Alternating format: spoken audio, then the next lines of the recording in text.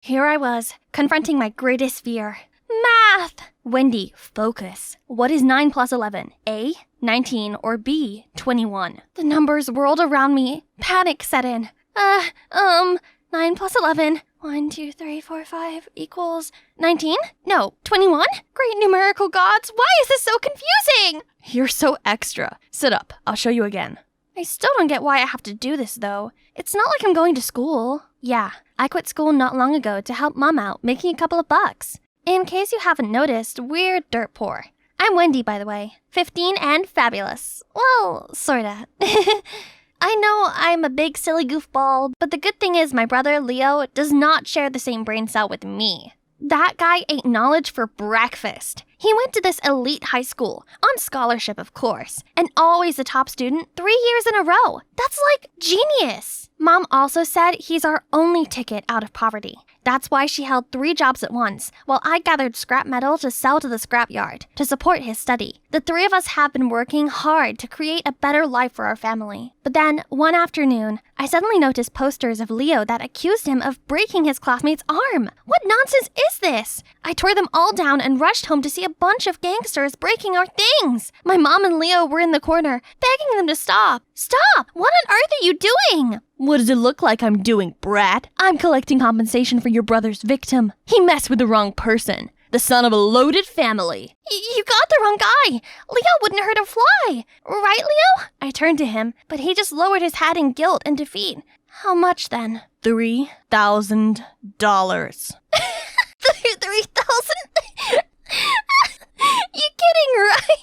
Do I look like I'm kidding? Let her go! Just stop it! All of you! Then Mom rushed to the kitchen and brought back all of our saving jars. They're about $1,000. Just take them and leave us alone. I'll pay the rest later. The thug let me go and grabbed the jars. We'll be back next month for the rest. Mom fell to her knees. She looked so hopeless amongst the mishmash. Mom, Wendy, I'm so sorry. Please let me help. The school already suspended me for a whole month. I'll get a job. I'll pay for the debt. No, my boy. Use this free time to study. Once you come back to school, I want you to be the perfect student, so no one can ever look down on us again, okay? But what about the debt? Just leave it to me. I'll work some extra shifts here and there, and everything will be sorted. Now, go study. Thank you. Mom, I won't let you down again. Then he left the room. That's when Mom's smile wears off. I knew she only said that so Leo could have his peace of mind. The truth was, no amount of Mom's extra shifts could get us $2,000 by next month. I think if the math was right, it's time for me to save the day. I tried to get a job, but somehow they all lasted for only one shift. Like when I was waiting for this diner, all the food and drink just fell out of my tray. Or that time when I work at construction site and I got my foot stuck on the thing I just built. I came home feeling deflated. Just then, there was a knock at the door. It was Nathan, Leo's best friend. I could instantly feel my cheeks heating up. Hello, Erp to Wendy. Are you gonna let me in? Or are we gonna stand here, awkwardly? Sure. Come on in.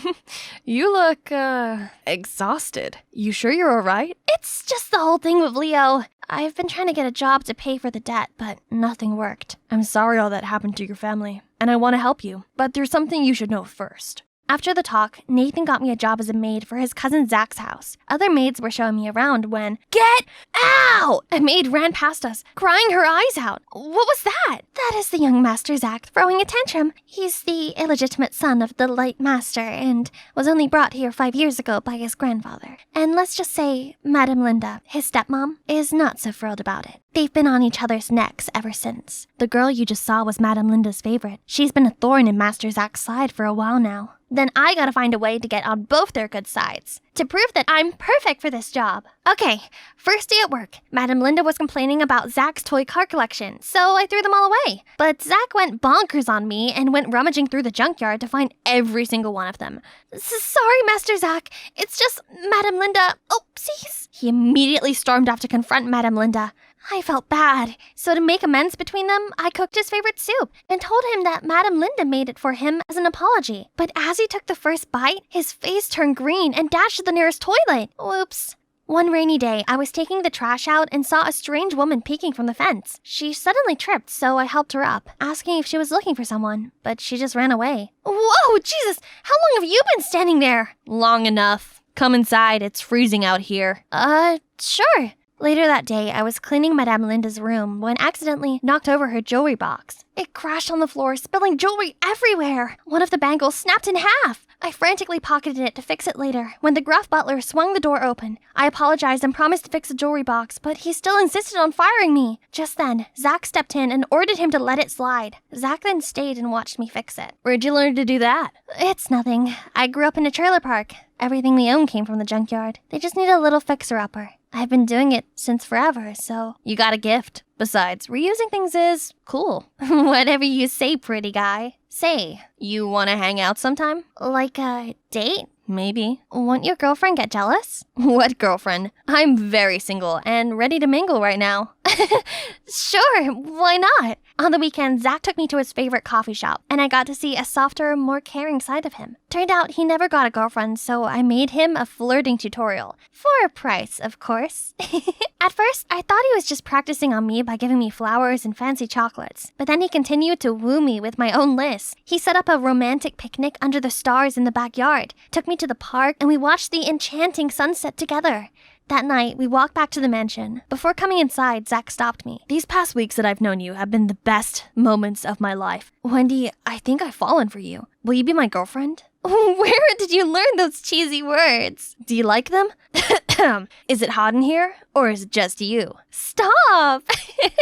I just need you to promise to be on my side, no matter what. I promise. When Zach left, I returned to my room. I pulled out my diary and then ticked off the last box on my list. Well, it was fun, Zach, but everything must come to an end. Soon you'll pay for everything you did to my family. I knew the truth back when Nathan came to our house. There's something you should know first. Your brother was tricked. He didn't start the fight. A guy mocked your poor family, so Leo turned aggressive. After the incident, the guy was salty Leo beated him, so he faked a broken arm and had his family come for yours. They don't need your money. They just want you to suffer. And who's that guy? He's Zach, my cousin. What he did was wrong, so I'm on your side on this. And there's another thing. Nathan played a video of Linda and her thugs threatening my mom and demanding more money. My rage became scorching. That moment, I decided to get revenge. That's why I became a maid at Zach's house, sabotaged his relationship with Linda, and made him fall for me. Everything was going just as planned so far. But the next thing I knew, Mom called me to tell me that Leo had been expelled from school and ran away from home. My blood was boiling. That's it. Today's the day Zach goes down. I pulled out Linda's broken bangle and placed it on my bedside table. During the daily room check, the butler spotted it right away and informed Linda. She rushed over to reprimand me for stealing her jewelry. Just then, Zach swooped in to defend me. Zach, you have to trust me. I didn't steal it. I just wanted to fix it before turning it to Madame Linda. Don't worry, I believe you. You heard her. I know you despise me, but don't you dare drag my loved one into this. Oh, finally put it out in the open, huh? You and your low-life girlfriend. Birds of a feather. You're right, we're alike, and that means we're nothing like you evil witch. Ha! Let's see how you like it. Alone on the streets. Guards, throw them out now! The next second, Zach and I were dumped on the sidewalk along with our belongings. Watching him grappling his stuff, I couldn't help but chuckle. How does it feel to be discarded like an unwanted object? Enlightening, isn't it? What are you saying? You remember Leo, the person who broke your arm? Who you used to extort money from my family? I'm his sister. I think you got it wrong. Leo didn't break my arm. He only shoved me to the ground and said something like, don't talk nonsense about his family. I didn't care, but Linda kept telling me to skip school the next day. She must have used me to make a fuss. You mocked my family for being dirt poor. That's why Leo was so mad at you. That's not true. I used to be poor too.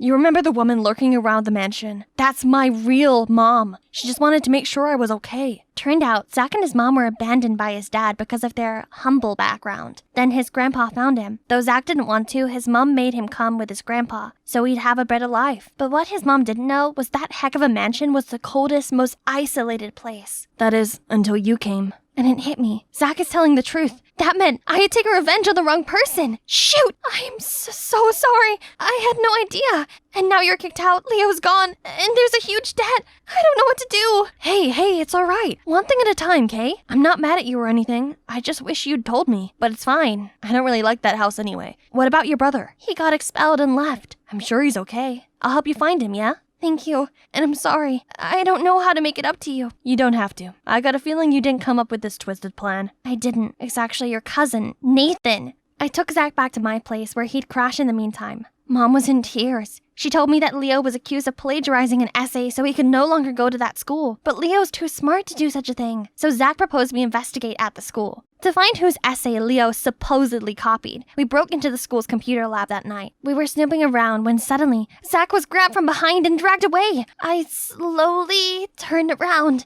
and was shocked to the core. I sprinted to Nathan's house, banging on the door. Nathan! Zach was kidnapped!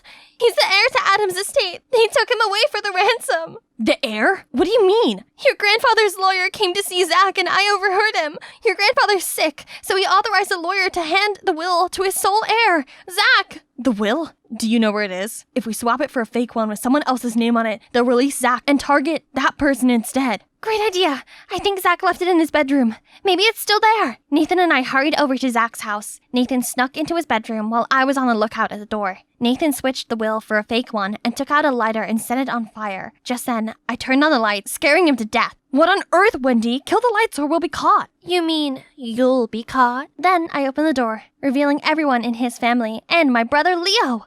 What's going on? Enjoying the taste of your own medicine, cousin? Yeah, you just got busted. Remember when we were at the lab? I was shocked to the core to see my brother muffling Zach. Shh, be quiet or we'll get caught. Leo, I thought you left. Mom was worried sick. I know, I'm sorry, but I need to sort this out. Things have been sketchy ever since that incident with this guy. And now with this, I gotta prove my innocence. So I came here and found this. Look. Turns out Leo's essay was identical to yours, Nathan. You took advantage of me to get revenge on Zach when he wasn't to blame. You told Leo Zach was bad-mouthing our family to stir things up between them. You made our lives miserable. I trusted you. I can't believe you'd go this far. You were always obsessed with Grandpa's inheritance. Everything's a competition for you, to prove that you deserve to be a successor. All that work, but still nothing. Do you know how many sleepless nights I had to study? Or to hatch a plan, worrying Mom and Dad would blame me for not trying, for not being better? And you just showed up and everyone sees you as this golden child. And all my efforts have gone to waste. Why, Grandpa? Why not me? You were left out of the will due to your greed and scheming behavior. Now I know it's your parents' fault, and there will be severe consequences for them. And you, Nathan, you will join the army after graduation to serve the country, get disciplined, and come back a better man. Guards, take them away. As Nathan made his exit, he paused at the sight of Leo and I. I'm truly sorry. For everything. Then he walked out the door. In the end, Grandpa chose to give Zach his share of the fortune. Zach, however, refused. He never wanted the money. All he wanted was to live comfortably with his mom. So that night, he packed up his things and was ready to go back home. His true home. Seeing Zach, I realized bearing hatred towards someone cannot solve your problem. It just puts you through so much pain, and even hurt other innocent people along the way. It's best just to focus on yourself. You do you, and things will work out on their own. Like now that all mysteries are debunked, our family is free of debt, and Leo can go back to school, full scholarship. Also, to compensate for what we've been through, Zach's grandpa decided to start a charity fund, and my family was the first to benefit from it. They even helped my mom secure a steady job. As for me, I found a knack for making things and found my place as an apprentice at a pottery studio. My coworkers have become my extended family. They always make fun of me whenever he picks me up. Hop on, we're going to a very special place today. Where to? It's a surprise. Hold tight. Hi there, I'm Maxine Coleman. I'm the only daughter of two world-famous rocket scientists. Since I was little, I was brought along each time they made a television appearance, and my plus one was always my best friend, Gail. What's your secret to such success? Well, we've both loved science since we were kids and decided to devote our lives to it. And family is our biggest motivation. It's not rocket science. Whoa, your parents are so cool! On our way home, Dad asked me, So, what's your dream, sweetie? While I was scratching my head for an answer, Gail already said, I want to be a talk show host, just like that lady tonight. That's great. You can definitely do it. Don't worry, Maxine. You'll soon know yours. However, both Gail and I had problems learning. While Gail struggled to say a proper sentence, reading and writing gave me the hardest time. Naturally, we both hated school. My parents took me to the doctor, and I was diagnosed with dyslexia. He also said I'd have much difficulty in school and wouldn't achieve high academic results. I was quite upset to hear that, but my pop-pop, who was a high school teacher, wasn't pleased with that remark. Nonsense. Maxine's very bright. Dyslexic or not, she'll succeed with the right method. Since then, Pop-Pop began helping me and Gail study. Each time we finished a book, he'd give us little rewards. He also introduced us to sports and even brought us to cool places like museums, galleries, and aquariums. From the moment I stepped foot in the aquarium, I knew this place is right up my alley because dolphins! Look, it's following me! I immediately told my parents the good news that evening. I found my passion. I'll become a marine biologist when I grow up. Years went by, and school wasn't scary to us anymore. Thanks to my pop-pop, I'm now at the top of my class and excel at biology. Dyslexia didn't have much effect on me. Meanwhile, Gail got rid of her stutter and became much more confident. We're like Superman and Batman, always side by side, working towards our own dream. Professor Coleman, please tell us more about your latest research on marine life. This is my life's work, which has been under development for the last decade. We both got into an elite high school, which would be a good jumping pad for our future. But unlike in middle school where I could learn at my own pace, I had to bend over backwards to have a good GPA since the curriculum here is so intense. Unfortunately, dyslexia returned due to stress, making things even harder for me. In class, I had to look up the dictionary every 5 minutes, which slowed me down. One time, I stayed in class during recess to correct all the D's and B's that I'd mixed up in my essay. That alone got me called nerd. On the contrary, the pretty, extroverted Gail already became the face of the students' council, and she still tried her best to help me. That's right, this is just a minor setback. But that's not all. Yesterday, my chemistry teacher asked me to read the lab safety rules. Don't taste or sniff. You should be wafting the spell. What? I mean, smell. Sorry. We're in chemistry class, not Potions 101, Professor Snape. That's how Snape became my nickname, all because of that Robbie guy.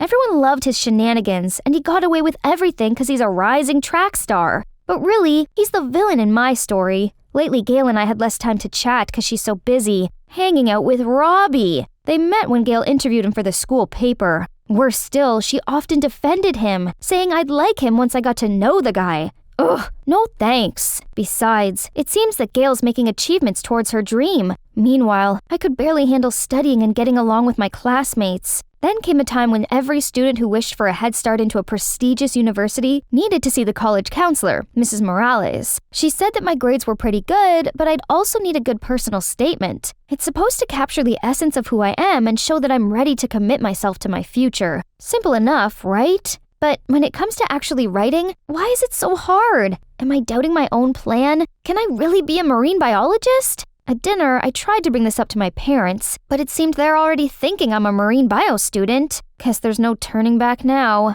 I called Gail to the aquarium to help me clear my thoughts. She was late, so I went to catch up with my dolphin friends. They actually calmed me down. Suddenly, a screeching voice took me out. You're dyslexic because you speak dolphins language?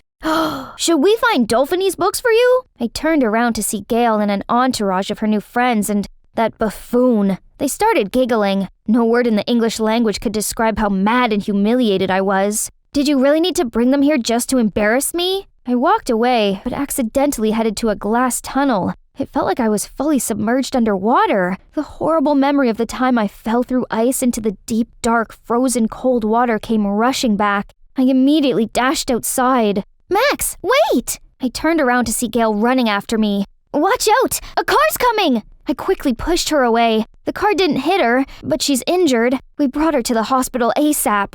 But when she came to, Gail couldn't speak. Her doctor said her vocal cord was temporarily paralyzed due to neck and chest trauma. That meant Gail could no longer present the school sports day. I was overcome with guilt. Gail told me, I'll be all right. Sorry about earlier. I thought bringing our classmates would cheer you up. She even said that I should keep chasing my dream and not let anything hold me back. I was so touched, but somehow, her words made me feel so pressured. I'll even work harder from now on. After that day, Robbie kept following me around trying to apologize. I avoided him like the plague. One day, I even skipped English, and when I got back, my classmates were buzzing about some substitute teacher named Mr. Coleman. They seemed so excited, since he didn't make them do any work and only told them fun anecdotes. Huh?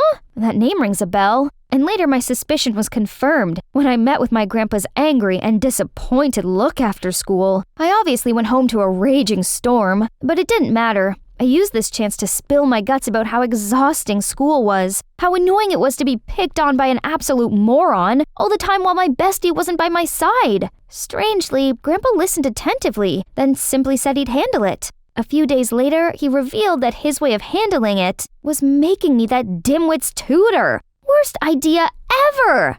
Even though Pop Pop guaranteed that clown would work with me, I still wanted to kiss that jock with an uppercut. I ranted to Gail thinking she'd help me out of this. Unexpectedly, Gail also told me to give him a chance. Then, I might see his good side too? Right at that moment, the idiot appeared with a Nintendo Switch. How immature! That's my cue to leave. After the first lesson, I realized any regular teaching method could never hold this dummy's attention. But I can't just give up. Pop Pop taught me that there's no bad students. Fine, I'll find the right way to make him study. So, I showed him YouTube videos on biology to keep him focused, taught him the periodic table song, and talked about world history in his language. In 1914, after the Austrian Archduke was unalieved, Austria-Hungary declared war on Serbia, and Russia was like, "Say less, we got you, bro." Then Germany wanted to be the main character and waged war when literally nobody asked. So, you're saying World War I started mostly because the German Empire was pressed about being mid? Yes, brother. After some time, Robbie's grades went from D and F to C and B, while I no longer had to cram like before, since preparing lessons for him helped me remember everything naturally. Studying suddenly wasn't so hard anymore, and maybe Gail was right. This guy wasn't that terrible after all. One afternoon, Robbie shared some good news. "Hey, my track meet went so well. Thanks for helping me with my grades, or else I would have been disqualified. Let's celebrate!" Congrats! Can't celebrate without Gail. I heard she just got back from the hospital. Let's come to her place and get nuts. Moderately, though. Robbie passionately talked about his great achievement, while I told Gail that we're getting along now, but Gail seemed unenthusiastic. Then she coldly asked us to leave. We were both so confused. I asked Gail's mom and found out that most of her injuries had healed, except for her vocal cord. She's undergoing treatment, but her doctor was unsure how long it would take for her to talk again. Poor girl. Suddenly, Gail rushed out to put a piece of paper in my hand, then ran away. On my way home, I read the note. "It's all your fault. If you didn't run, none of this would have happened. I'd rather get hit by a car. It would have only given me a broken arm. It's you who killed my dream." That's Gail's true feelings? Her words cut deep. When Gail returned to class, she didn't talk to anyone, and of course avoided me and Robbie. One time during recess, Mrs. Morales came to me and complimented my personal statement. She even said that if I kept up my GPA, I should have it all in my bag. That means my essay didn't seem as pretentious as I thought, right? Robbie was so happy for me, but I saw Gail's glare out of the corner of my eye and immediately signaled for Robbie to keep it down. At lunchtime, he asked if I was upset because of Gail. Not really. She'll perk up when she gets better. So, why the long face? Did Mrs. Morales say you have a bright future ahead of you? I'm not sure anymore. I made myself out to look like someone fully committed to marine biology in my essay, but deep down, it felt like I was lying. I can't even get close to water after falling through the ice that one time. I suddenly felt my throat closing and my eyes watering. I instinctively stood up and left without saying another word. I wanted to talk to my mother about this as soon as I got home, but I arrived in the middle of her conversation with Gail's mom. She brought us the good news. Voice therapy worked, and Gail could talk now. That's amazing. Gail's mom said she's waiting for me at the park, so I went straight there. At the park, I saw Gail standing by a pond. Thank goodness you can talk again. I always knew you'd recover for your dream. My dream? It's turned to ashes. Then Gail told me that although she could talk again, her buttery smooth voice didn't return. Oh no, I was dead inside and tried my best to comfort her. I still believed she could overcome this and regain her voice, the same way she got over her stutter. Easy for you to say. Do you know what it's like to have a demon in your throat? I don't even recognize myself anymore. No, you can still... How about you? Can you get over your fear to achieve your dream? Come on now, do it! With each line, Gail put another step forward, pushing me closer to the edge, until there was only a few inches between me and the water. Go on, it's for your dream. What are you afraid of? Gail took one more step, and I fell into the pond. My trauma took over me. I panicked, thinking this was it. Then someone pulled me out. Robbie! You're insane! She could have died! Gail just ran away crying. Don't yell at her. I shouldn't have picked at her wound. Also, this should be a practice for when I become a marine biologist. Seriously? Or are you just scaring yourself even more?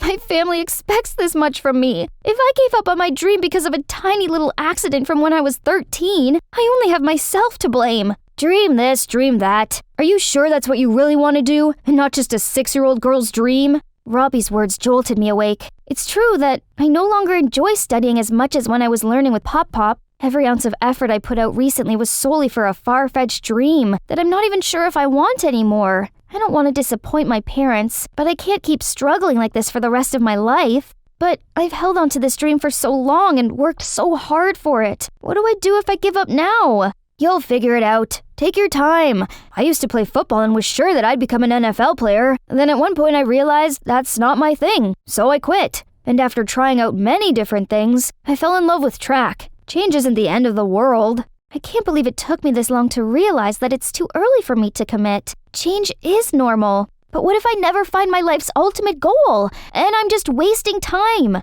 Jeez, chill, man. You're making someone like me, who couldn't care less about school, actually enjoy studying. You're living life and putting some good into the world. Ain't no time wasted. No need to be Martin Scorsese. You mean marine biologist, right? But thank you. I needed that. I came home to see Gail crying to my very concerned parents. Mom jumped to embrace me when she saw that I was drenched. Gail told me everything. Why didn't you tell us? We're so proud of you, and nothing would ever stop us. So, Gail revealed my fear of water from that accident when I was 13, and how much I tried to overcome that fear from my childhood dream. It's so difficult for me to talk about it, mostly because I can't admit to myself that accident left a scar on me, so I'd suppressed my pain all this time. Telling both my parents about it now actually felt liberating. Luckily, they're very understanding and allowed me time to find my true calling. As for Gail, I'm sorry. I was so frustrated with myself that I put it all on you. It's not your fault. Turned out, when Gail ran off, she was hiding behind a bush nearby and overheard my conversation with Robbie. His surprisingly wise take moved her as well. Gail said she'd keep doing therapy for as long as it'd take. Yes, I believe in you. If voice therapy doesn't work out, becoming a heavy metal rock star doesn't sound too bad. Wow, really? I thought Robbie was talking for a second there. After that, it was business as usual, but there's less pressure on me. I actually made a new friend this year and got closer to my best friend. Gail's voice is improving, and she's also having fun exploring other avenues besides talk show host now. Summer came in the blink of an eye, and I decided to volunteer at a school for students with learning disabilities. I wanted to help other dyslexic people like me learn to the best of their ability, the same way Pop Pop helped me. It sounds like a good start for my own self-discovery journey. That could be my dream job. If it's not, I'll keep looking. I raised the bow, hyper-focused. The target was right in front of me. Watch me conquer. Only, Grandpa, that one would have hit the bullseye. I'm just teasing.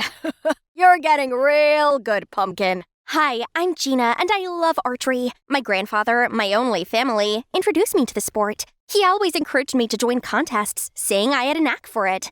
But competition's not really my thing. Talking to strangers was enough of a challenge for me. But my only friend, Bailey, is lovely and cheerful. We've been close since childhood to the day we came to the city for high school and became roommates. My new life promises fun and excitement, but I missed my grandpa dearly and wrote to him often. Dear Grandpa, my life here is wonderful. The dorm room is nice, clean and tidy, and every morning, soothing instrumental music from the speaker reminds me of the times we enjoyed music and a tea together on the front porch. Ugh, Bailey, turn it down. And are you gonna do something about your mess? Jeez, it's an organized mess. Ask me about anything, and I can find it immediately. By the way, there's a welcome party for freshmen tonight. Shall we go? Nah, I'm too tired. Come on, Gina, it'll be fun. You'll make some new friends, too.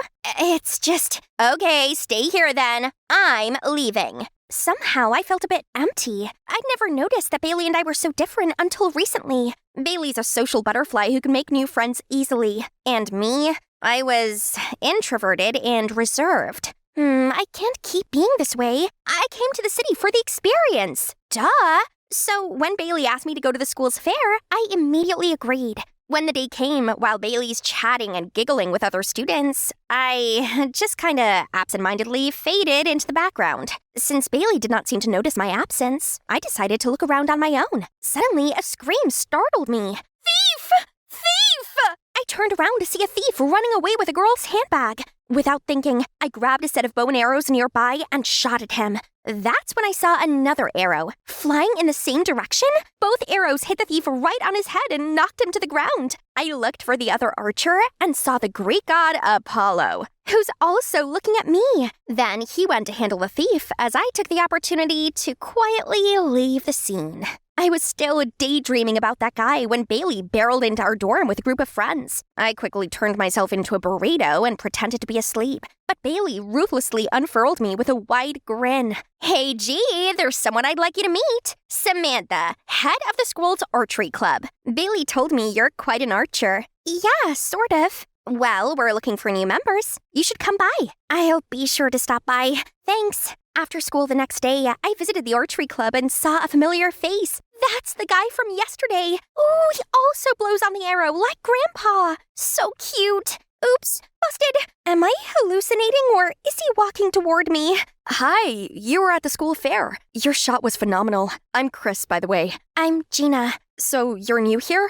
Actually, I'm not sure if I'm going to join yet. Well, how about a little demonstration? Panicked, I tried to shoot with shaky hands and totally botched it. Sorry. Relax, you got this. He leaned over me and my heart was beating like crazy. I took a deep breath, softly blew at the fletching, and this time, I hit the target. See? Amazing shot. You should be more confident and open up so more people can get to know you. So Chris is into extroverts? He's right. It must be great being around an outgoing, confident girl like Bailey. She'd only been here for a week and already knew half of the school, and everyone loved her. So later that day, after struggling with myself, I decided to ask Bailey for help. Help? With what? Help me be you, an extrovert. You're fine the way you are. Why change? Right then, Samantha came to pick her up to go to a birthday party. Want to join us? You'd rather stay here and read, correct? You know me. Then Bailey left, just like that. All right, if she doesn't want to help, I'll do it myself. Time to break out of my cocoon.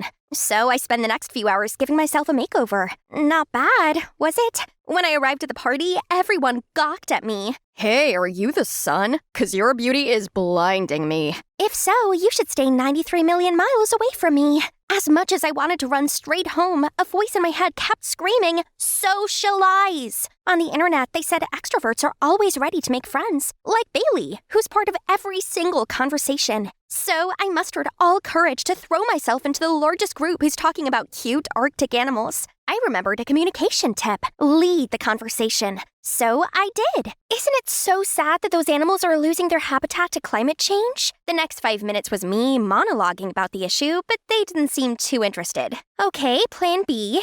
Bailey also always knows how to stand out, so when everyone started dancing, I stood in the middle of the room and danced my heart out. But after that, everyone looked at me like I was an alien, including Chris. When I was finally in my room, I felt totally defeated. Do you seriously want to be an extrovert? I need to, Bailey. If so, maybe take it slow and don't push yourself too hard. You don't have to become outgoing overnight. Ugh, Bailey clearly didn't believe I could do it. Fine, I'll show her she wasn't the only charming extrovert here. My first order of business was joining the archery club. That would be my best chance to impress Chris. To make up for the embarrassment at the party, I braced myself and approached the most playful guy here.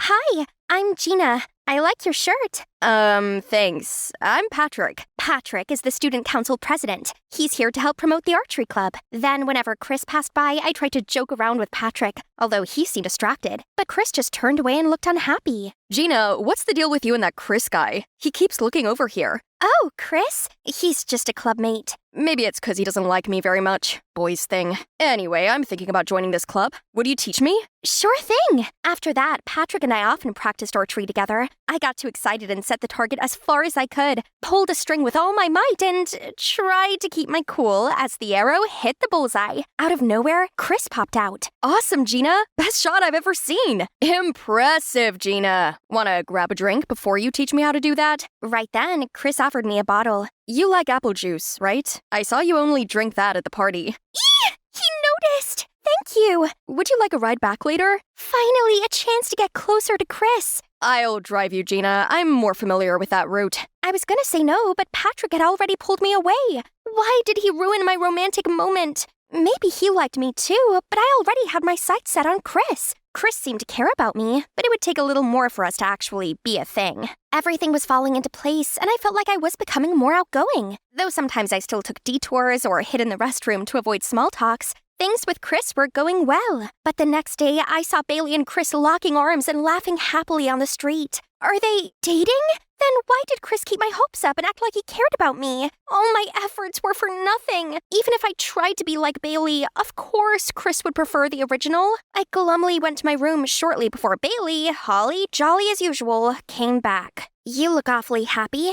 Hot date? Nope, not at all. Are we having secrets now? Of course not! Anyway, what are you up to today? Beating around the bush, huh? She's obviously in love with Chris, but why keep it a secret? Just so they could still mess with others' feelings. After that, I refused to talk to Bailey and avoided Chris. Whenever he greeted me, I'd pretend I didn't see him. And if he approached me, I'd go to Patrick or ask him to take me home. It was petty, but what else could I do? In Patrick's car, I got Chris's texts. He probably just wanted to two-time me, so I turned off my phone. Everything okay? Yeah, I'm fine. You're not a very good liar, but I have just the thing to cheer you up. A few minutes later, we pulled up to a quiet spot with a stunning view. But magnificent as the sunset was, I still felt the sadness wash over me. Want to talk about it? And I did. I really did. It felt good to finally get everything off my chest. Patrick listened patiently, nodding in understanding. When I finished, it's already twilight. Thank you for listening to my rant. Sure, anytime. I want to be there for you, Gina, and I would never hurt you. I know you're into Chris, but I really care about you. You're a true hidden gem, and I want to help you be all that you're meant to be. I was surprised. At that moment, Patrick became even more attractive than I'd ever thought. Maybe I should be with someone like him and forget about those toxic people. So, I agreed to date him. The following day, Patrick already made it public. See, that's what a decent guy would do. He took me to the spa, cooked for me, and was always so sweet. I'd never felt this way for anyone, and it actually felt like love. However, it wasn't always peachy being Patrick's girl. He constantly attended tons of events as the student council president and would have me as his +1. On those occasions, Patrick would talk to everyone while I stood awkwardly. I wanted to join, but didn't know how. All right, laughing would totally show that I'm following their conversation, but everyone just stared blankly at me. What's so funny about my grandma's broken hips? Oh, geez, I wanted to dig myself a hole immediately. Soon after, Patrick told me to utilize my archery skills for a fundraising commercial shoot. The pictures went viral, and I became popular. People wanted to befriend me everywhere I went, and it was exhausting. When I told Patrick, he said, "That's good. You'll be the face of this fund, which will help a lot of people, like Katniss Everdeen and the First Rebellion. I'm so proud to have you as my girlfriend. Let's keep this up, okay?" Something about that didn't sit well with me. But isn't this the life I've always been dreaming of? I was so busy with Patrick's plans that I had no time left for myself. I even forgot to write to Grandpa, and it had been a while since I last went to the archery club. Bailey tried to catch up with me, but I still ignored her. We grew further apart, even though we shared a room. The show today was suddenly cancelled, so I seized this chance to drop by the archery club. I got more comfortable and liberated with each arrow I shot. I finally felt like myself again. When I was done, I caught Chris staring at me. I was instantly flustered and tried to leave, but Chris followed me. Gina, I don't even recognize you anymore. It's like you're trying to be someone you're not. Are you really happy? You're the fake one. You like social butterflies, don't you? If I stop trying, I'll become invisible again. You just don't like Patrick, and it bothers you that he's my boyfriend. You're right, I don't like him, but it has nothing to do with this. Not wanting to hear any more of his lies, I just stormed off. But as much as I didn't want to believe Chris, his words got me thinking. I found Bailey waiting for me in our dorm room. She looked a bit timid. How are things going between you and Patrick? Everything okay? Of course. You got a problem with us? Can you come with me after school tomorrow? There's something I want to show you. I followed her out of curiosity. Bailey led me to the back of the school, then told me to hide in a corner and wait. Then I saw Patrick? He wrapped his arm around Bailey, who promptly pushed him away. Come on, I know you've got a thing for me, Bailey. Why won't you leave me alone? You literally have a girlfriend. Pfft, Gina, I made that chick who she is. A cash grab to make a quick buck off of. That stupid girl still believes that was actually a fundraiser. I could have picked anyone, but the fact that it bothers Chris when I'm with her was the icing on top. I can't be with that obnoxious weirdo, but you? A magnificent work. I can't take it anymore and bolted towards Patrick and slapped him right across his smug face. You are the biggest jerk I've ever met! You're the biggest loser I've ever met. You have the magnetism of a towel. Watching you embarrass yourself in front of all my friends is painfully terrible. No wonder they snicker about you behind your back. I dashed away in tears as Bailey scolded him. She caught up to me shortly after. I'm sorry you had to find out this way. Recently, Patrick started flirting with me. I couldn't go without showing you his true colors. You can say that because everyone loves you. Even Chris chooses you. And I thought I had a chance with him. It's so unfair. People will never treat introverts like me the way they treat you. Wait! You like Chris? Having no energy left to be angry, I slumped down, sobbing. Listen, I'm sorry that I refused to help you become an extrovert. The reason is, you're already amazing, Gina. Since we were kids, I've always admired you. You're smart, patient, and determined.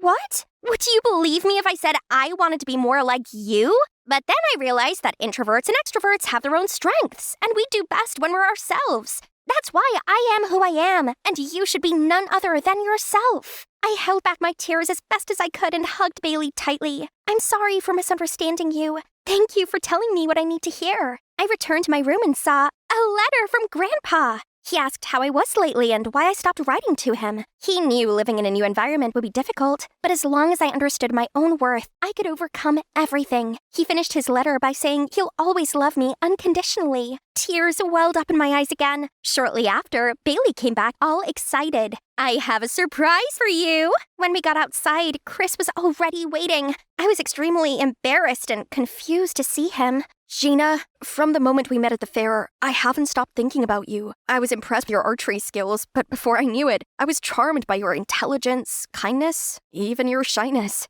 Aren't you dating Bailey? What? Chris is my cousin. He talks about you all the time. I was gonna set you two up, but you were already with someone else. I couldn't believe my ears, and my heart went wild. At that moment, Bailey received another flirty text from Patrick. Ugh! What am I supposed to do with this sleazeball? Well. Could you believe it? Bailey let him hear blindfolded for a surprise. Okay, ready for my present? Patrick was surely surprised to see me aiming right at him. You better come clean about all the cheating you did. It wasn't cheating. You weren't even my girlfriend, loser. Before he could finish, I launched an arrow right above his head. Lucky for you, my aim was just right. But who knows? A loser like me could have missed. Patrick freaked out and literally peed his pants. Then he confessed to all his faults. Siphoning off public funds, love scamming for money, which all had been recorded. As soon as the video was posted, Patrick was boycotted and lost his student council president position. He had to switch schools after a week. I finally felt confident in myself and won many archery competitions. During the holiday, I brought Bailey and Chris back home to meet my grandpa and showed him my many trophies. Remember, everyone, be the best version of yourself, and the right person will love the real you. I was wandering in the forest edge to amuse myself when I realized I got totally lost. What's that sound? All of a sudden, a blur of golden and black spots leaped towards me. I'm doomed! Guys, I'm here in Africa on vacation to support my parents with their new reality show. Oh, duty calls. See you later, Moaz. Hi, I'm Vivian, an influencer from Aachen, Germany. My mom and dad are actors, which does have some perks. They gave me everything I wanted. Branded clothes, supercars, fancy phones. Except for one thing. Their time. Christmas, birthdays, graduation ceremony. Whatever the occasion, they missed it. My friends thought I had the perfect life, but my only wish was to be picked up at school by my parents once. I was hoping this trip would be different, but it seems nothing has changed. They seem to have forgotten about their daughter's presence. Duh. That's why I always had to rely on strangers' attention like this. Being here alone was so boring. So I decided to amuse myself by live streaming in the forest edge. Hey viewers! Oh crumbs, I only have one signal bar. Hang on. Looks like I wandered further than I meant to. No worries. What's that sound? All of a sudden, a blur of golden and black spots leap towards me. I'm doomed! I still haven't eaten caviar pizza, and I still don't own a Gucci bag in every color! I haven't even become prom queen! I can't die! Wait, were my eyes deceiving me? Or was the leopard really knocked out by some jungle guy swinging on a vine? Oh boy, he sure does resemble Tarzan. Beautiful! Thank you? I turned to reach for my phone and realized it had fallen on the ground, and I was still live streaming. Viewers were bombarding me with sad and wow face emojis and flooding my comments with concerned messages. Then my parents and the crew showed up. Turns out this guy had been lost in the jungle since he was a little boy, and he was raised by monkeys. His parents had passed away by now. I know, but I got lost too. Why they... Then, Mom and Dad announced that they'd bring this jungle boy home under the guise of being charitable. Pfft, wasn't it for publicity? They named him Taz and gave him a makeover. Well, at least they tried to.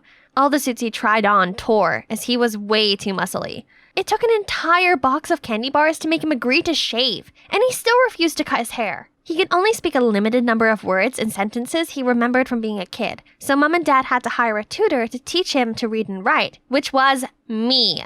He hated living in the house, and after several occasions where he climbed out of the window and slept in the garden, my parents built him an amazing jungle zone room. But then he kept me awake all night with his incessant ape howling noises. My parents even brought him to their shows, and all they talked about every day was Taz this, Taz that, which made me feel like an outsider. This was really hard for me, but I tried to be patient.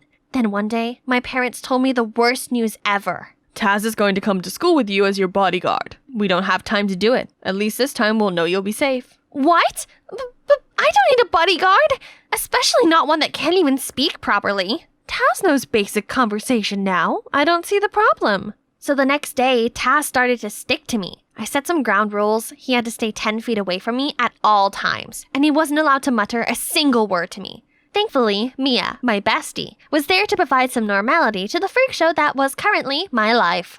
Coffee for the hottie. Don't drink. Me test first. Taz say safe for V to drink. Yummy! Then I quickly explained everything to her. He's kinda hot, in a wild way. Don't you dare say that again! But later, despite my rules, Taz stuck to me like glue. Parents told Taz must guard V. Worst of all, the other students treated him like a celebrity. They took his photo, asked him dumb questions which caused traffic congestion in the hall. He immediately ran up the wall like a ninja to escape the crowd, making them even more excited and chase after him. That night, I checked my Instagram and was excited to see that I was only 2K followers away from 500K. Yahoo! Then an account caught my eye. That dude even has a fan page? For real? He stole my parents, my school popularity, and now he's trying to steal my followers too? What's with these crazy people? Why are they all so obsessed with him? At least there still exists a normal person. And handsome as well. Yeah, my Henry. I've secretly liked him for years, but even this sassy Instagram queen has a weakness. Just looking at him made my legs shake, so I admired him in secret. The next day, I was sneakily putting letters and gifts on Henry's desk when Taz interrupted. Why we do that? It's for love. When you really like someone, you show them with romantic gestures. Okay, it's like giving your last morsel of food to someone even though you're extremely hungry. Got it? Seeing as Taz was huge, it was no surprise he was soon asked to join the basketball team. Guess who else was on it? Yep, Henry. So I've got an idea. Maybe Taz was my way of getting closer to him. I asked Taz to give Henry a soda, but Taz accidentally shook it too hard. So when Henry opened it, he got totally soaked. Then I told Taz to support Henry during the match, but Taz was so into the game that he accidentally pushed Henry's pants down, revealing his Hello Kitty underwear. Everyone laughed at him, and he was so humiliated that he ran off the court. After the match, Taz came to me saying he was sorry, then continued, Taz not like Henry. I decided it was better to separate Taz and Henry before he ruined everything. All right, so I think it's best if you quit basketball. But Taz likes basketball. No big deal. I can ask my parents to build you a private basketball court and play with you. But from now on, you'll have to listen to me. The best ape ever! Shh, stop saying silly things. Taz seemed so grateful for his new basketball court that he started caring about me more. He brought me an overload of fresh fruit, a bit too fresh, and checked it on whenever I was sad. I had just been at ease for a while before Taz was messing around again. I had a movie premiere to attend and was about to change into my stunning Versace dress, only to discover it had been swapped for a dress made from actual leaves. Green! Beautiful, she said. Luckily, I managed to arrange another dress just in time, but at the premiere, when the press interviewed me, Taz appeared. The best ape ever! I was so embarrassed. I turned bright red and forgot my words. Thanks to Taz, I became a netizen laughingstock. I swear that I would pay this back, and my chance finally came. The audience loved Taz, but big crowds freaked him out, and he always tried to find a way to hide. During one press conference, I saw him run off frightened, so I followed him. Hey Taz, is there a place that will make you feel better? I can take you there. We take Taz to jungle, Taz happy. So I took him to the Dower Forest. As soon as we got there, Taz's mood changed. He ran wild and then stopped at a large oak tree. Why letters? This is the bridegroom's oak tree. Local people like to leave love letters here. Then we sat down under the tree, and Taz looked so upset.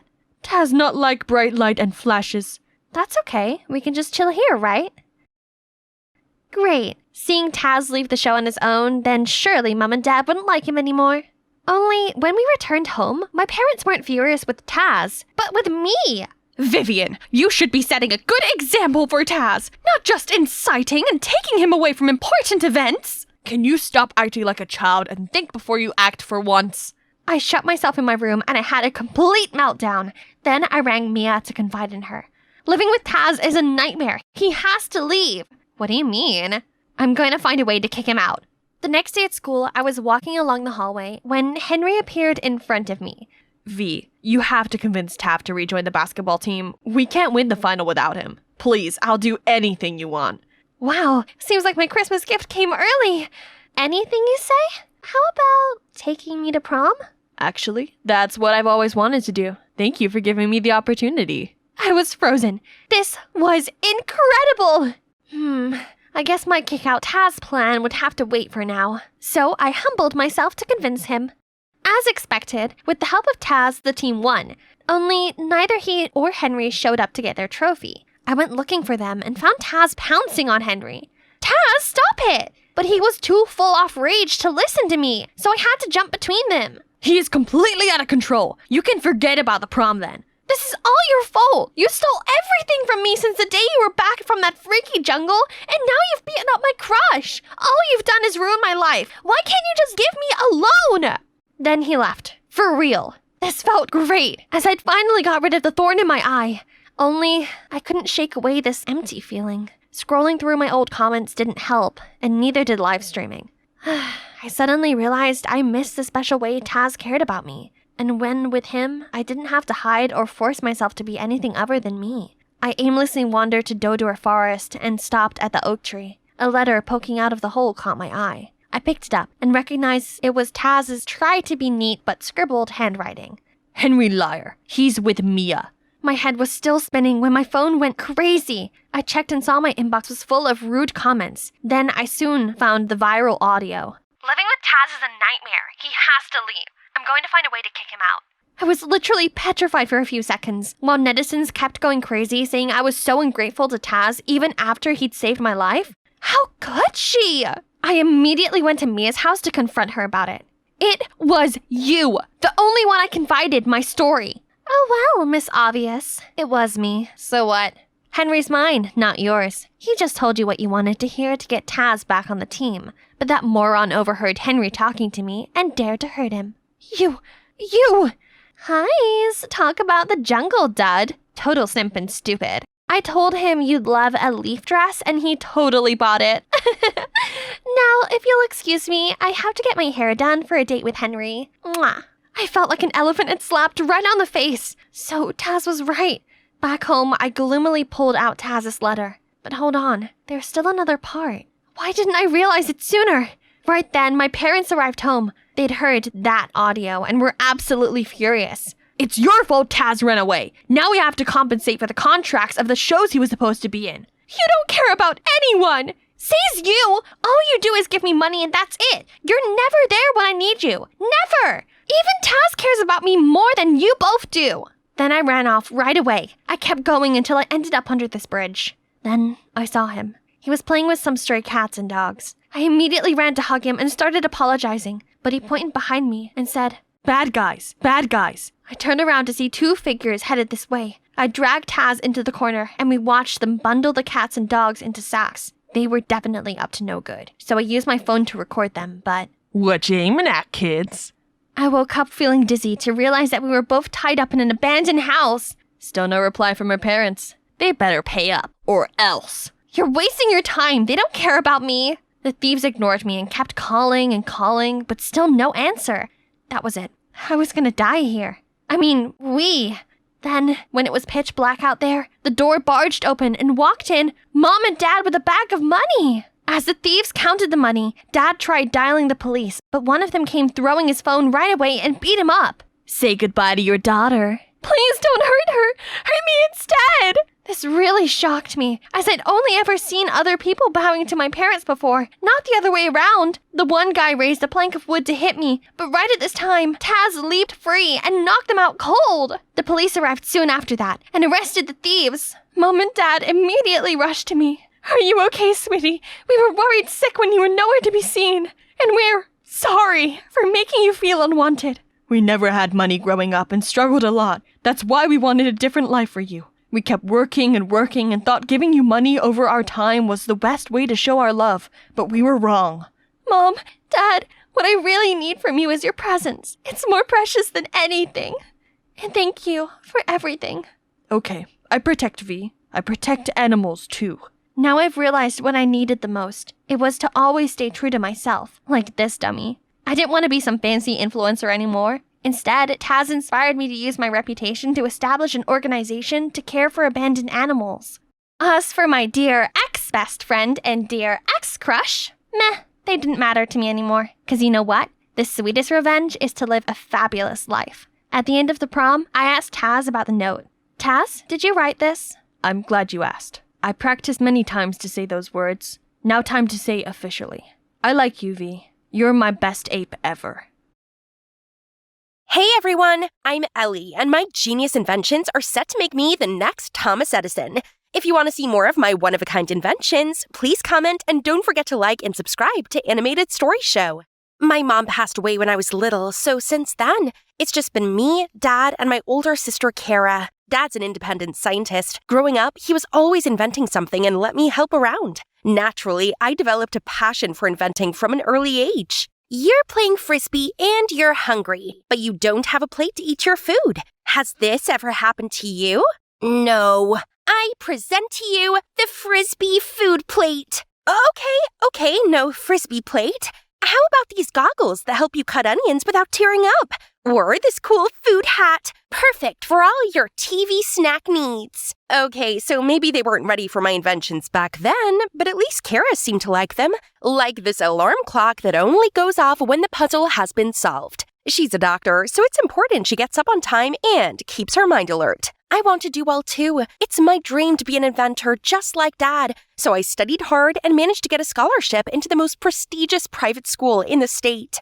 While I was getting used to my new school, Dad was working hard to make sure I got everything I needed. Everyone loved his inventions, including the Bancrofts, one of the wealthiest families in town. They hired him to design a robot chef system, but due to a system error, it short-circuited and set their mansion on fire. Luckily, no one was hurt, but Dad's reputation was at stake. He had to pay for the damages, which meant we had to sell our home. Still, we didn't have enough money. Just then, a woman, Mrs. Harding, came to see Dad and told him that she'd settle everything on one condition. He had to live in the mansion and work exclusively for her. Dad didn't have much choice, so he agreed and asked for me to tag along too. As for Kara, she received a high-paying job offer to provide round-the-clock care for a coma patient, so she moved into the hospital. So Dad and I started our new venture, only mansion life didn't go so well. As soon as we stepped through the huge doors, Dad was bundled off into the basement to work. And me, I became Mrs. Harding's own personal servant. This was so not cool, so I decided to get sweet revenge. I tinkered with Mrs. Harding's high heels so I could control them with a remote. Only I was busted by Ariana, Mrs. Harding's daughter. What are you up to? I'm just...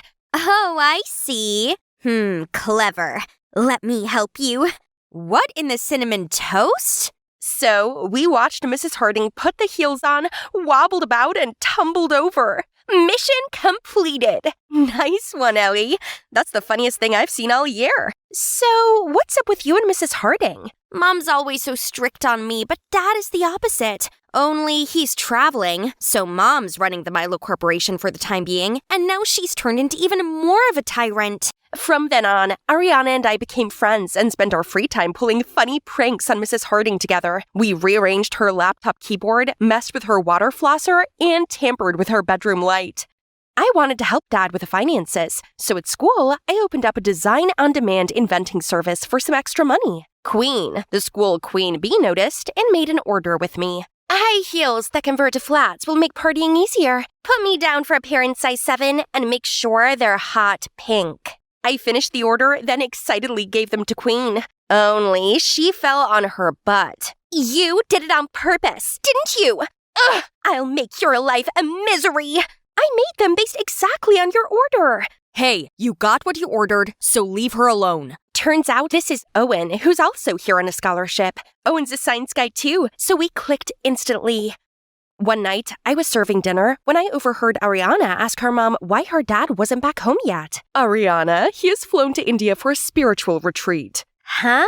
That doesn't sound like something Dad would do. Yes, well, the spiritual retreat is helpful in running the company. He'll be back soon. Now eat your greens. Ariana seemed very confused still. I knew her pain, as I missed my dad too. Feeling down, I went to see Kara to talk to her about it. But Kara appeared with 2 giant bodyguards. What's with the walking mountains? My patient is very important, so they're here to ensure information security. It's no big deal, sis. Just pretend they're not there. I felt bad that Kara had to work under such extremes for our family, so I was determined to sell more of my inventions. Everyone knows your inventions suck. Quit clogging up the hallway already. We could come up with better inventions. See, straight A's here. Those mean girls who were always ranking last in class now became top students? Pfft, how you achieve those grades doesn't count. Yeah, they definitely didn't earn those A's themselves. And you, that desperate for money, huh? Well, it's a long story. So I told him about my family's misfortune and how lucky I was to have Ariana as a friend, despite her being the daughter of the Milo Corporation owner. She seems cool. Why don't we invite her to the arcade with us? So the 3 of us went there, and Owen quickly acquainted himself with Ariana. It was good they were getting on, but hello, I was still here. When Ariana went to the restroom, I asked Owen, "So, you like her then?" "Why? You're not jealous, are you?" Jealous? No way. Then Owen suddenly turned serious and told me actually, he's been researching AI. Recently, there were some AI unethical products on the market. Some even took advantage of the face recognition feature to secretly withdraw money from millionaires' bank accounts or stock them. You know, those girls bragged about getting straight A's? Well, they used a cheating device that I suspect came from the Mila Corporation. No way! My dad works for Mila. He wouldn't be behind this. He couldn't. I don't know, Ellie. All I know is companies that use science and tech irresponsibly are a big bugbear of mine, and I had no intention of flirting with Ariana. I only approached her to do some more digging, and maybe we could sneak into the basement to talk to your dad about it. It's impossible. It's like Fort Knox. There's a security guard there 24/7. Owen assured me that between us, we'd figure out a way. I was pondering how best to sneak in to see Dad when Ariana pulled me into her room. Owen is cute, isn't he? Will you help matchmake us? Huh? That was quick. If Ariana knew Owen only hung around with her to find out about Mila Corporation, she'd be really hurt. But she was relentless, so in the end, I reluctantly agreed. I set up a date for them, but seeing them together sucked, so I decided to tag along. But anyway, the date turned out helpful. Not sure what sweet talk Owen had been saying to Ariana, but she agreed to help me and Owen sneak into the basement. The next day, Ariana helped distract the basement security guards. We sneaked in and found Dad on the floor, unconscious. I rushed to his side and urged Owen to help me carry him out. Mom's home! Help Owen leave first! When Mrs. Harding saw me helping Dad out, she went berserk. How dare you remove him from the basement? He has work to do! I found him passed out. You're overworking him. If you don't let me take him to hospital, I'm suing you for negligence. Mrs. Harding reluctantly gave in and ordered the guards to take us to the hospital.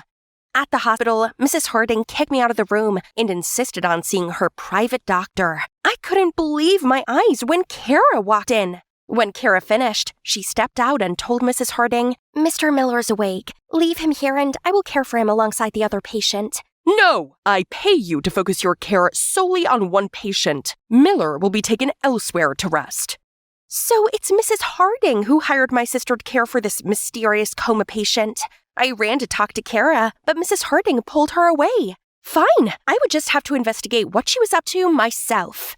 The next day I was by my locker when Owen appeared, so I filled him in on what had happened at the hospital. I took these from the basement. Look, this one has the template for the cheating device Queen and our friends use. So Mrs. Harding hired my dad to make these unethical inventions for illegal profit. I just didn't think he'd ever do something like this. The design's just a portable device that could go through metal detectors. Your dad's a righteous scientist. Mrs. Harding must have pressured him into making this. We'll find proof to prove this. That's right. I have to get my dad out of this. Don't worry. I'm always here for you. We're in this together. Oh, I see. So you two are framing my mom? Ariana, you don't know what's going on. Oh, I don't? Then tell me, is this why you approached me? No, let me explain, Ari. And you let him use me? Ugh, am I a joke to you two? Then she stormed off. What I feared the most had come true. Ariana was furious with us both and ignored us since then. Then, a few days later, a huge news report broke. Science no match for monk life? Myla CEO Harry Harding moves into monastery and leaves $1 million corporation to his wife, Desi Harding. I and Owen were so shocked to hear the news. Just then, Ariana came to tell us Mrs. Harding had been acting odd, so she eavesdropped on our call and heard her mention Mr. Harding, then looked very nervous and shady. Ariana knew something was up, so she paid a private investigator to delve in deeper, and turns out her dad never went to India. And now that he's back, he refused to see me and was all surrounded by bodyguards. That's it. We gotta get to the bottom of it. So the next day, Ariana went inside her mom's room. Mom, you've been so distant lately. Can we spend some time together? Just you and me? While the coast was clear, I sneaked into her office and rummaged around. Using my lockpick, I opened her drawer. Inside was a treatment plan with Mr. Harding's name on it. I went to the hospital with Owen and spoke to Kara about the treatment plan. There was nothing unusual going on. Ellie, go home. Feeling defeated, we left, but then we bumped into a doctor. What is this regimen? It's designed to make the patient's condition worse. We were shocked, but before I could ask him any more about it, I saw Kara get into a luxury car and leave. We jumped into a cab and followed her. The car pulled into this heavily guarded mansion. We knew we couldn't get inside by the front, so we sneaked behind the mansion, climbed over the wall, and shuffled along the side of the building. The door was locked, so Owen kept watch while I used my lockpick to enter. We crept across the kitchen, but I accidentally knocked some pan over and made a thump. Who's that? Owen immediately pulled me behind the fridge to hide as the guard shone a flashlight around.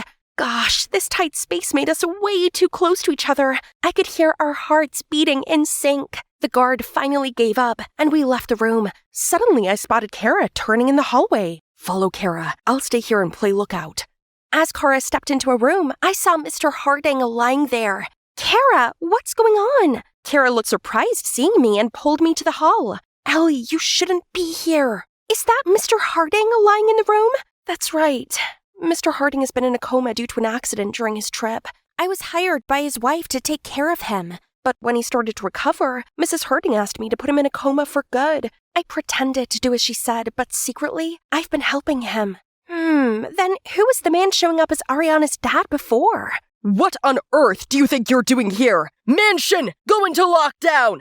Voice verification not recognized. Surprised, huh? We've reset the system. Now it only responds to me. Seemed like Mrs. Harding had installed an AI system to control the mansion. Luckily, Owen managed to reset it. How could you? Look what else I found in your mansion. You trapped Mr. Miller here and forced him to build a robot to impersonate Ariana's dad without telling him the truth. Dad's also here? And the man showing up as Ariana's dad before was the robot he had created. Restrain them at once! Well, I guess it's time to use my flycatcher. I shot Mrs. Harding and the bodyguards in the eyes. Security! Get them! Right then, someone showed up on the yard. I'll distract them with the robot. Those dumb guards mistook the robot for the real Mr. Harding and ran after it. Let's get out of here. Mansion! Locked down! The 5 of us ran out of there, while Mrs. Harding and those guards were immediately locked inside. As everyone was back at the mansion, Ariana insisted on me taking her to see her mom. Why, Mom? Why did you do this to Dad? I sacrificed everything for your father, my assets and my youth. Mila is what it is today because of me. Yet to him, I was nothing more than a housewife. After his accident, I saw a means to take back what was rightly mine. If only he ever once listened to me. Poor Ariana. She doesn't deserve any of this.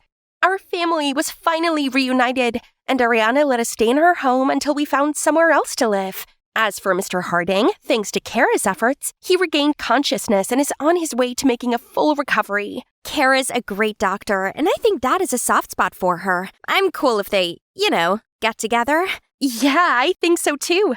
By the way, I'm sorry about Owen and you. I already forgot about that. You and him are made for each other. I'm out. Oh, there he is. Go get him, girl. Owen showed up with some flowers, looking all dressed up. Hi, Owen.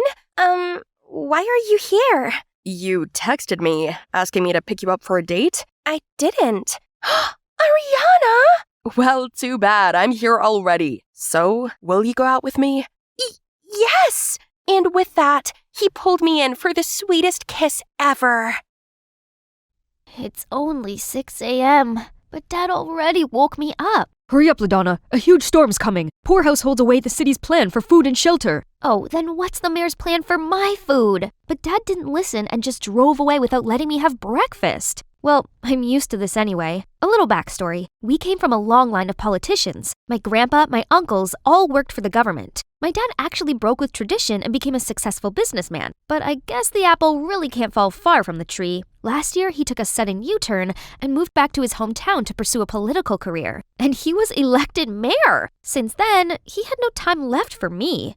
Not to mention the judgy eyes I had to face at school. You look fine. It's not you. It's your dad's new policy they're whispering about. Don't mind them, LaDonna. What do us kids know about politics anyway? Here they are, Kira and Troy, my only friends here. In fact, Troy's even in a similar situation. His mom is the chief of police, but he deals with it pretty well. Have you been to the White House? Does the key to the city really open anything? Can you tell your dad to ban homework? Seriously, how could Troy stay calm before these stupid questions? And even the teachers wouldn't leave me alone. They always put me in charge of things. Please, just because my dad has great leadership doesn't mean I do too, as if I wasn't already swamped with chores. Once the last bell rang, I rushed to the grocery store. Since Dad's always busy now, poor old me had to take up housework, and it's frozen meals all day, every day. But today he'd come home early for dinner, so I'm gonna throw a feast. Except, none of these tasted edible. What's the problem? I followed the recipes very carefully. Did I come home at the wrong time? No, Dad, a perfect timing. My apple pie's ready. You mean that smoking thing in the oven? Oh no! My only ray of hope has also turned to ashes! I immediately ran to the convenience store, grabbed all of the instant foods, and dashed home. But Dad's already fallen asleep. He must be exhausted. It's always been him who raised me, as Mom passed away giving birth to me. Now on top of that, he had to take care of this whole town. He needed a partner to share his burden, and I needed to be taken care of as well. Let's see, getting to know someone new with Dad's hectic schedule would be impossible. So maybe reconnect him with one of his exes? From my aunt, I learned he had 2 ex-girlfriends. One is Jade, his old classmate who's still single. 2 is Alva. No other information. Let's start with Jade then. Next day, I immediately told Troy and Kira about my master plan. That's my Aunt Jade. No way! It's fated! Suddenly, a group rushed towards us, babbling about my uncle being appointed temporary Secretary of State. Jeez, chill, guys! They kept flocking around, making me feel suffocated. Panicked, I ran away, and as I turned the corner, a hand pulled me back. Calm down. You're safe from that crazy crowd now. Thanks, but why did you help me? I've been in your position. I know what you're going through. Just like that, I found myself comfortably venting everything to her. It must be hard for your family of two. That's why I'm finding him a wife. Oh, good luck to you then, sweetie. I have to go now. What a lovely lady. If only everyone could be like her. With Kira's help, setting up a date for Dad and Jade was a piece of cake. We both dragged them to the same restaurant, then cued some cliché matchmaking moments. Me and Kira quickly excused ourselves and monitored things from afar. They seemed to have a good time, but as we leaned closer... Huh? Inflation? Food security? Obesity epidemic? They'd been chatting about politics this whole time? Dad! That's exactly why you're single! On the way home, I constantly mentioned Jade, but Dad was nonchalant and switched the subject to his meeting instead. Ugh, another one in 30 minutes. I'll have to stay home alone tonight. As he dropped me off, he added, Find yourself a boyfriend first before trying to set me up. How annoying! I then called Kira to inform her that our matchmaking plan had failed, but it took her a while to accept it. You give up too soon. Is it 'cause you don't like my aunt? No, Kira, it's 'cause I know my dad. And if he said no, it's a no. Okay, now plan B. Alva. I did some digging and figured out the neighborhood where she lived. I'll go there tomorrow. So here I am now, completely lost. Except, isn't that the woman who helped me at school? I rushed over and thanked her for the other day, but she seemed a little off. After a lot of persuading, she finally told me the cause of her sorrow. A tragic love story. His family are all politicians, so they can't accept someone mediocre like me. I'm so sorry, but I'm sure you can find someone better. She shook her head, saying he'd recently moved back to town and was still single. That got her reminiscing about the good old days, but sadly, he's seeing someone else. Wait a sec, is that a photo of you two? May I see? She showed it to me. My thought exactly. That's my dad! So, you're Alva? Yes, but how do you know? Because you're my dad's ex, just who I'm looking for. I shrieked in happiness, but strangely, she cried even harder, then hugged me. If that's your dad, then LaDonna, I'm not just his ex. I'm your mom. Hold up, what now? So, they were deeply in love despite my dad's family's disapproval. But when I was born, they got even angrier and kicked her out. Yet, this entire time, I thought my poor mom was no longer on this earth.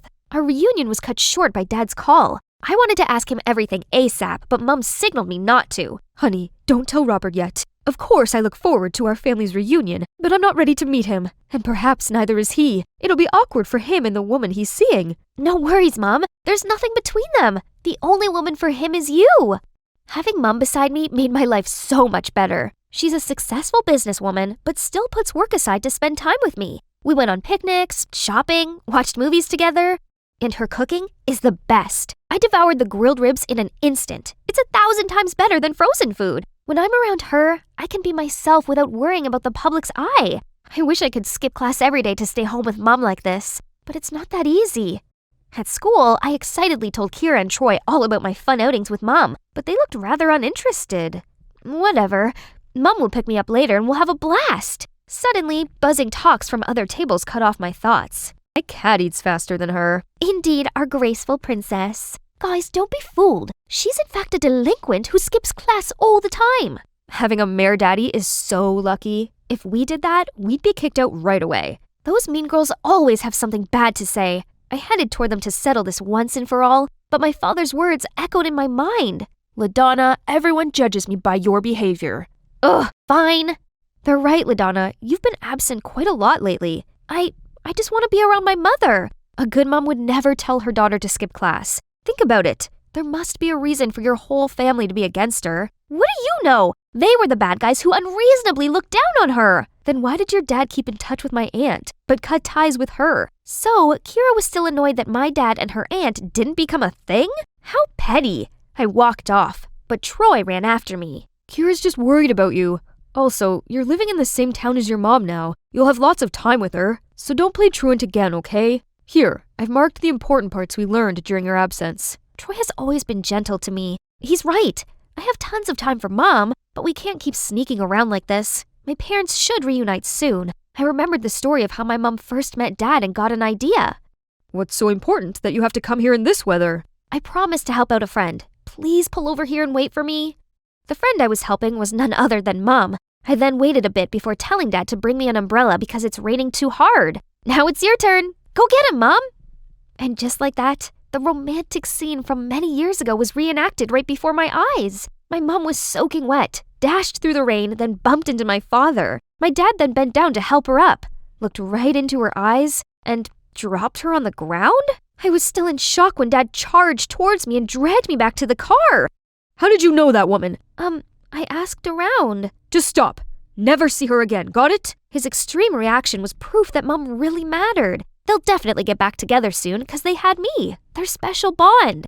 That night, I called Mom. She must have been really upset. It's all right, honey. I'm used to it. Your dad's family was... Never mind. Your birthday's coming. LaDonna, what do you want for a present? I just want you to be with me. Yes, sweetie. If only we could celebrate as a family. That's it! I insisted Dad throw me a huge birthday party. I invited all my friends and acquaintances. When the party began, I stepped on stage and thanked everyone for coming. Lastly, the biggest thanks goes to the people who brought me into this world. Dad, Mom, please join me. I believe you all know my father already, but my mother, Alva Garrix. The crowd began talking and pointing. Now Dad has to acknowledge her. Please, it's a misunderstanding. Miss Garrix here is only an old friend, and it seems she got along very well with my daughter, which is just adorable. Let's toast to our little princess's birthday. Unbelievable! He's fully committed to disregarding her. As the guests were busy chatting, Dad pulled me into a room. Ugh, he doesn't have the right to be mad here. Old friend? You're straight up lying. Alva is my mother. No, she's a gold digger. Look, there's no time right now. When do you ever have time for me? Dad just sighed, apologized, then sat me down to tell me that back when he first started his business, it failed, but he didn't want to ask his family for help. Mom berated him, saying he was a dumb loser who wouldn't take advantage of his family's power. Unable to change his mind, Mom left after I was born. No, that's not it. I'm sorry, Robert. I shouldn't have shown up here. It's all my fault. She suddenly passed out. Panicked, Dad and I put her in bed. That night, I checked on Mom constantly, then fell asleep next to her. I was awoken by my phone's notifications, so I quickly went out to check to not wake Mom. Oh my, hundreds of articles about my dad came up. His old photos with Jade and with my mother were all over the news. The press was saying that he's a wolf in sheep's clothing. Dad's bombarded with calls from dozens of news outlets. It's her. Only Alva has these photos. Dad, look! How could such a frail person do anything? Suddenly, I saw a figure at the door to Mom's room. Dad and I tiptoed over, then grabbed them. Aha! Gotcha! Huh? Kira? Kira claimed that my mom's very suspicious, so she had to keep an eye on her. I swear she's faking it. I heard her on the phone just now. Enough, Kira! You're out of line this time. I don't want such a petty friend. Leave! Kira didn't say another word and just left. So did my dad. The protest at 4th Street is still going strong? All right, I'm coming. It's always work, work, work. Do these strangers matter more to him than his wife and kid? The next day, Troy asked me to meet up at the park for some update. So I unloaded everything onto him. I can't believe my dad rejected Mom just to save face like that. He's not making as much money as when he had his business. Why is he so dead set on this job? I used to think like that about my mom too, but then I realized that she wasn't doing her job for money or fame, but simply contributing to society. I now entirely support her because it's her life's purpose. It might be the same for your dad. What Troy said lingered in my mind. It does make sense. If Dad's all about glory, there's many other ways which don't require him bending over backwards day in and day out like this. Troy's always been understanding to his mom. And me? I've never been supportive of Dad when he had to juggle between his job and me. When I got home, Mom was nowhere to be seen, except a letter on the table. Mom said she's terminally ill and didn't have much longer. That's why she risked everything to be with me. But now her health worsened. She didn't want me to witness her pitiful condition, so she left. I immediately called her. It's dangerous in this abandoned construction site. Please don't come. I just need you to know I love you, LaDonna. I immediately knew where she was when she said that. I rushed over, but at the entrance, a scary-looking crew approached me. Don't worry, sweetie. They're our friends. Just listen to them. They wasted no time tying me up, then called Dad. As soon as he arrived, Mom dropped her act. Turned out, she planned to approach me right after knowing he was elected mayor. Her wish to rekindle with us was just to use Dad. But it didn't work on him, so she's pushing things this far. Sign here and our daughter will be safe. Many people will go bankrupt if that's signed. Don't ever think you could fool me. You couldn't care less about your daughter? Or are you still counting on those useless cops? Ma'am, you underestimate our law enforcers. It's Troy and Kira, followed by undercover policemen coming from all directions. Turns out, Kira actually heard the calls Alva made to her accomplices. She then told Troy and asked his mom to look into Alva. Coincidentally, the police had always been after Alva because she's been involved in a scheme that gave tenants a ridiculously huge debt. She colluded with the former mayor and wanted to continue the scam with my dad now. Before she's taken away, Alva still cried and begged for my help. I was nothing more than a puppet to you, and now you're talking about maternal love? A scammer like you deserves to be brought to justice. After Alva's arrest, I broke down crying. She's my mother. That's the only truth among all those lies. Dad hugged me and said sorry for everything. It's all my fault. I just foolishly fell into her trap because I wanted someone to take care of us. I'm sorry, LaDonna. You went through so much because of me and my job. It's okay, Dad. Now I see how meaningful your work is. I'm proud to be your daughter. And you two. Thank you. I decided to sign up for a cooking class to better support Dad, and this banquet is the fruits of my hard work. But before he could even sit down, an emergency call came. He gave me a sorry look, but I gladly said, "Bye, Dad. I'll save you some." I was a little bummed out, but it's his job after all, and if he can't be changed, why not learn to enjoy it? Moments later, these hungry hippos already came. But hey, this just came to my mind. How about Troy's mom? She's also single and would look great with your dad, right? Nah, I've realized he already has a love of his life, serving the community. He's very happy with his choice, so I'll leave him be, for now. That's right. Besides, we can't be family. At least, not yet. It was the princess fair today at my school. Each girl would show up with a parent, both dressed in princess costumes. My dad and I were anxiously waiting when the teacher finally called our names. But when we showed up on stage, there was a brief moment of silence. Then the whole crowd fell into chaos. My dad in a princess dress doesn't seem too friendly, huh? Hi there, my name's Pamela. Are you wondering how we ended up in that situation? Stay tuned, because I'm about to tell you the funniest story ever. I grew up with two loving parents. Mom ran a popular pizzeria in town, while Dad was a professional boxer. But then, Mom passed away in an accident while Dad was away on a tournament. After that, Dad couldn't stop grieving and blamed himself for leaving Mom alone. So he decided to quit boxing to take care of me and the pizzeria. Growing up, Dad would always make sure I didn't miss out on being a girl, but somehow he failed every single time. It's a miracle. Like, when he tried to do my ponytail, he struggled so much I thought he was boxing with my hair. Today was just one of Dad's failed attempts. After the show, we were heading out when we came across Mr. Rocky, Dad's former competitor. Oh, isn't it Mr. Barkley, our boxing champ? Hi, Rocky. We couldn't believe it when you left the ring. You were a legend, Barkley. But I guess family first, right? Once a famous boxer, now a princess dad? Oh, by the way, this is my son. He's gonna be following in my footsteps. Warrior blood runs in the family, you know? Hope it doesn't run in the family to be a jerk like you. When we were home, I saw Dad ruminating, probably thinking about the encounter with Rocky. So I lied to him. Dad, I know you've been doing this for me, but all these girly things are not for me anyway. Instead, could you teach me boxing? I want to be a boxer like you. Honest to God, I still love being girly and all, but just seeing how happy he was, I knew I had made the right choice. From then on, I grew up helping Dad run the pizzeria and learn boxing with him. Eventually, Dad got more students. Carson is the oldest and Dad's favorite. He also came to live with us and help with the restaurant. Business soon started picking up thanks to my boxing bros. The customers, especially females, loved them. Soon, we became the hottest pizzeria in town. One time, while running errands for the restaurant, we heard an old lady yelling at someone. "You're stealing my cookies, young man!" But the guy just walked away, leaving the hopeless lady behind. The audacity of him! I immediately charged at him and tackled him to the ground. "Didn't you hear, you thief? Return her cookies now!" Hey, stop! It's a misunderstanding. I saw her putting the cookies in her bag already. The old lady immediately checked her bag and her cookies were indeed inside. I awkwardly released the guy, and once he turned around, I was shocked. He looks like an angel walking on earth, even with that annoyed look he was throwing at me. Is this love at first sight?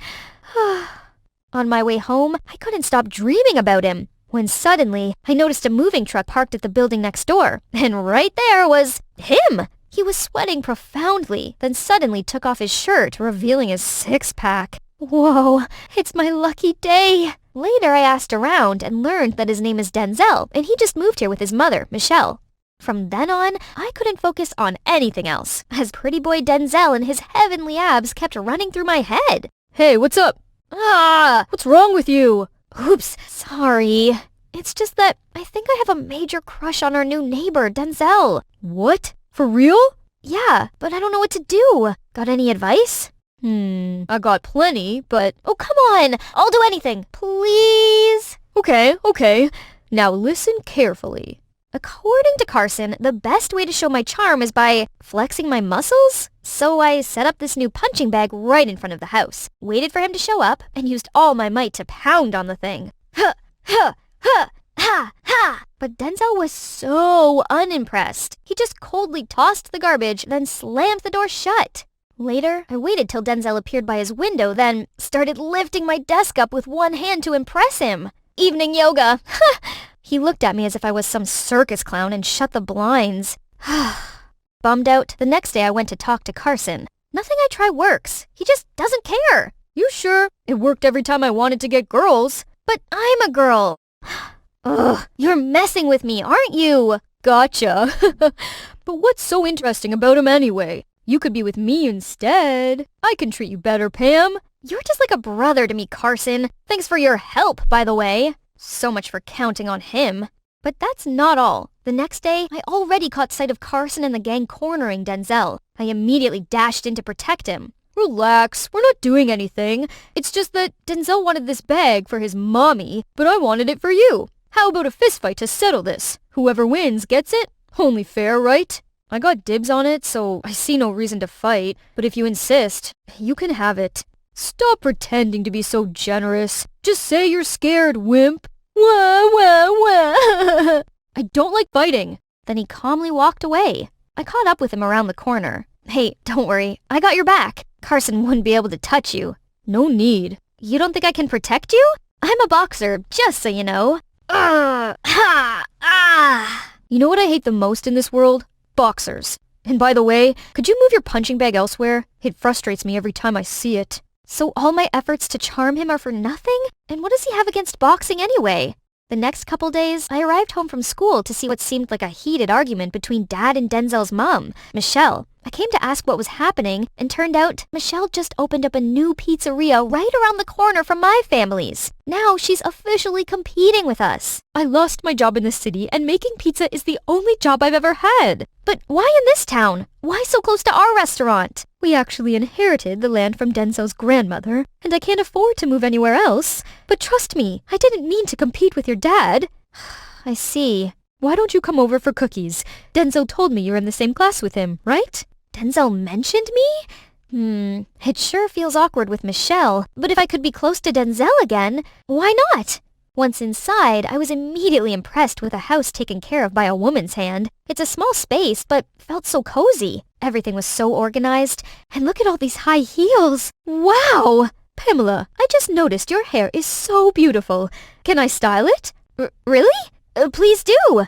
Dad used to make me wear a beanie all the time because he always messed up my hair. It feels so nice being a girl again. I got home thinking Michelle was pretty nice, and she reminded me of Mom. So I explained to Dad, trying to calm him down. But once Carson whispered something to him, he immediately decided to declare war on Michelle. Ironically, Michelle's pizzeria soon attracted all the customers, since Denzel in a waiter outfit is on the next level. Carson and Dad were furious, and they decided to pull pranks on them, starting with the restaurant's sign. Then they spread rumors online that Michelle didn't wash her hands after using the bathroom and went straight into kneading the dough. Carson even planned with Dad to sneak a rat into Michelle's pizzeria to scare the customers away, but I informed her just in time, so she successfully avoided harm. Meanwhile, the more I hung out with Michelle, the closer we got. We went shopping together, recreated all my favorite dishes Mom used to make, and she even taught me how to do makeup. Pamela is so pretty, right, Denzel? Was I hallucinating, or did he just blush?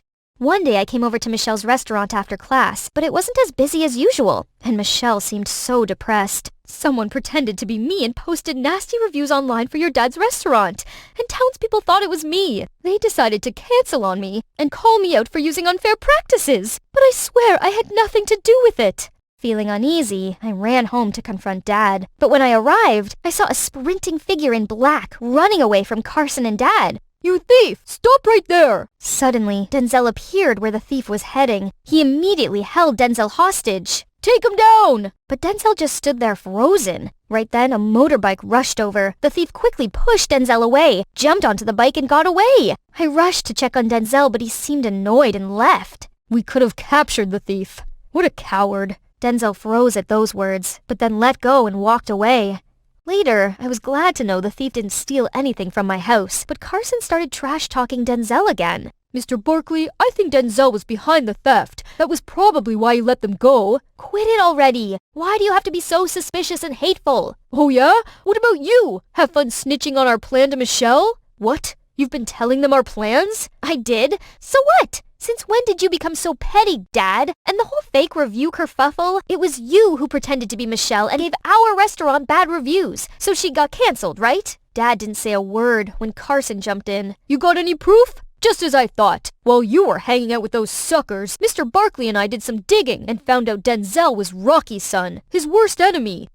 Can't imagine the boxer's son being such a wimp. Stop calling him a wimp! That's enough. Pamela, you have one choice. Stop hanging out with Michelle and that wimpy kid. I will never accept that kind of man. Too frustrated, I just stormed out of there and went straight to Michelle's. I then unloaded everything to her, and she invited me to stay over till Dad calmed down. Thinking about what Carson said earlier, I asked, "So, is Denzel's dad Mr. Rocky, the boxer?"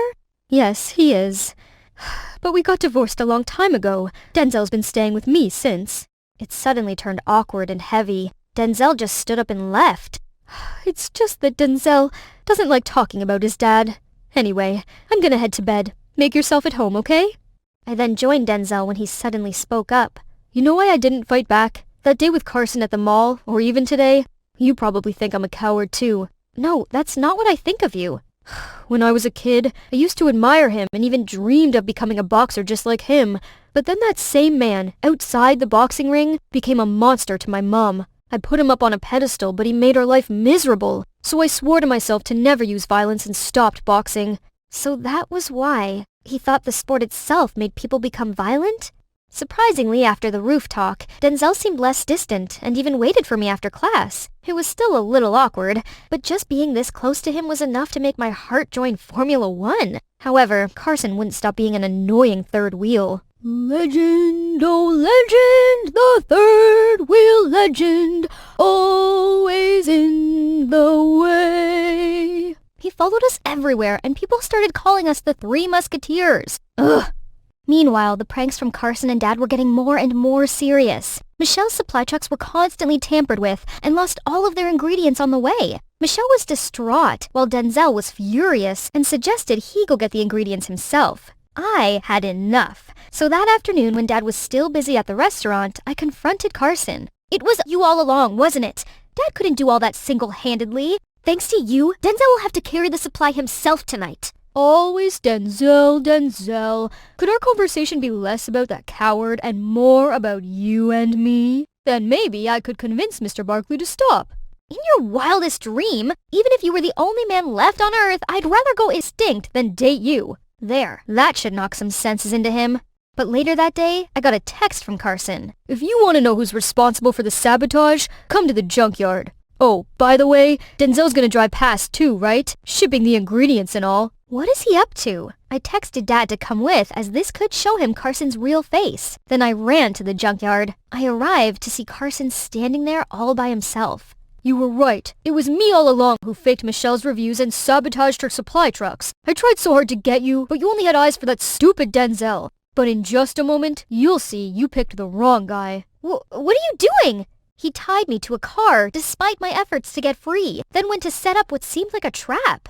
Just then I saw Denzel, carrying goods on a scooter, about to come through. "No! Denzel! Don't!" He drove straight into the trap, lost control, and fell over. Oh, boo-hoo! Did it hurt? Too bad. You and I are gonna fight right here, right now. Whoever wins can have Pamela. I already told you, I don't fight. See, Pamela? He's not interested. You're willing to go this far to prove a point? You know what? Challenge accepted. Oh, no. He just fell and looked like he'd hurt his leg. Carson immediately out Denzel easily. I was screaming when someone appeared next to me. Dad! Shh. Let's just see. A true boxing spirit will not back down easily. Just then, we saw Denzel slowly rise up and suddenly gave Carson a knockout. Holy camole! Where did that sudden burst of power come from? I immediately rushed to check on Denzel while Dad went to Carson. I trusted you, but you dared to do all the dirty deeds behind my back. You don't deserve to be a true boxer. Get out of my sight for good. Now! Who's the coward now, huh? You said you'd never fight. My dad makes me think boxing is violent and violence is bad, but it's not. Abusing violence is. It's okay to fight for justice. In this case, fighting for the people I love. Sorry, Denzel. I was wrong for judging you too quickly. You're not a coward at all. That's right. A man's bravery doesn't just come from his brawn or belligerence, but should come from his spirit. Huh, did I say something wrong? Wow, never thought you could be this mature. My dad then went and apologized to Michelle for hurting her business, and suggested they join forces together and open up a new pizzeria. Fortunately, Michelle was cool and agreed. After that, Denzel decided to get back to boxing. And best of all, my dad is teaching us both. Okay, you two can practice now. I gotta go over to the restaurant to help Michelle. And you know what else? Denzel and I are finally dating. Ouch, it hurts so bad. Oh, I'm sorry. Are you... You and your silly antics. It does hurt. I'm not joking. Does this help then?